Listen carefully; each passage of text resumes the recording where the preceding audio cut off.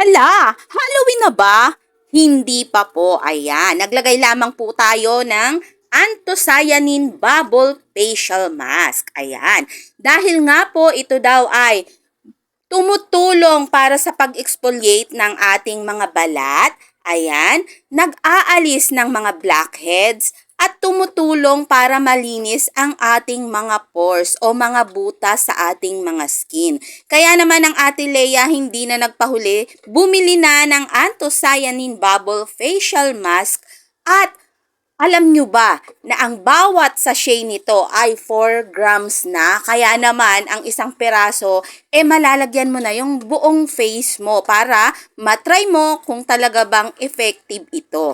Kaya naman kung gusto nyong ma-remove ang inyong blackheads, ma-exfoliate ang inyong mga skin at malinis ang inyong mga pores, ay subukan nyo ng check out itong ating anthocyanin bubble facial mask. Sa murang halaga, masusubukan mo na nandyan sa Yellow Basket.